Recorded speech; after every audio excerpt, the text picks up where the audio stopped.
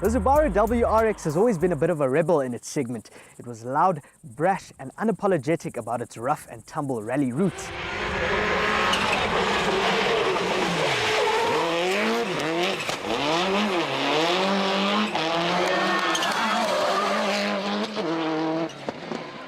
This new one seems to have matured, but does that mean it's hung up its boxing gloves in favor of some comfortable slippers? Well, the simple answer is no. It's actually gained power, taking things up to 197 kilowatts and 350 newton meters of torque. So it is still a bona fide robot-to-robot brawler. What is different though is the delivery.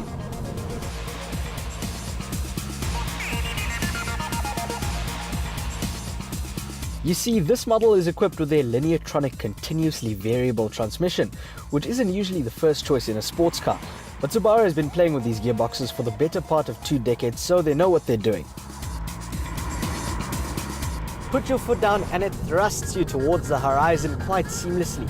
They aim to give it a refined briskness that's on par with its Teutonic peers.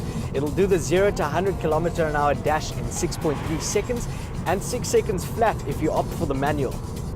And that is exactly what I would do. Sure, the Lineartronic is quite convenient around the city, but a car like this is all about involvement, and since it handles so superbly, you'd really want to immerse yourself in the process of driving.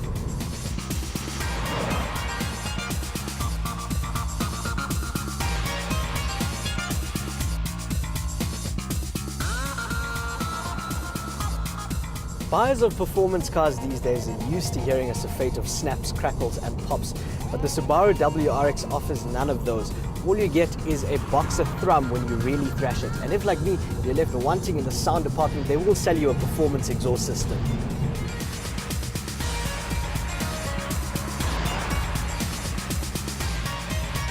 And while we're on the subject of sounds, I think they could have given it a more ballsy hooter tone. But it's a small thing and I don't think it's going to upset many Subaru owners. Subaru people are all about the substance, and this car has plenty of it.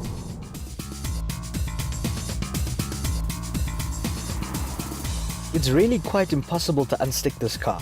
The WRX tucks into corners eagerly and you are more likely to run out of talent before it does. You've got the assurance of all-wheel drive and of course a lower center of gravity thanks to that horizontally opposed engine. The way it devours those twisty bits is just exceptional, and the steering wheel, despite being electronically assisted, is absolutely communicative.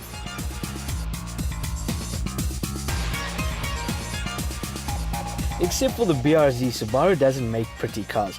They're all on the aggressive side, and this is no different. It's muscular, formidable and sinister, which is exactly how it should be.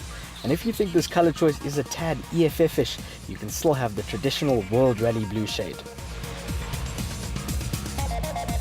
By their own admission, the folks at Subaru know that the Germans reign supreme when it comes to crafting the best cabins.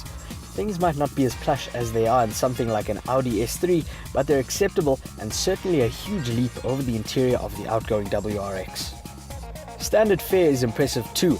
The Rex has everything you would want from a contemporary car, from a reverse camera to Bluetooth connectivity, in addition to the usual stuff like leather upholstery, climate control and cruise control. Factor in the roomy rear quarters as well as the cavernous boot, and what you have here is the perfect family chariot for the mums and dads that refuse to give up their petrol-head ambitions.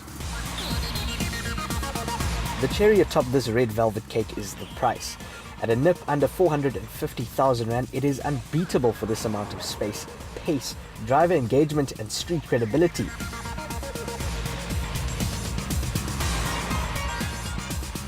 The WRX may have taken etiquette classes and gained more refinement, but that doesn't mean it's gone soft.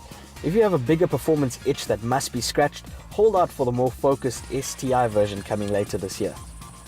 A certain motoring journalists guild has taken a lot of flack recently for their seeming partiality towards boxer-engined sports cars, and I think one of those are likely to take the next South African Car of the Year title, although I'm quite convinced that this time around it will be wearing a Subaru badge.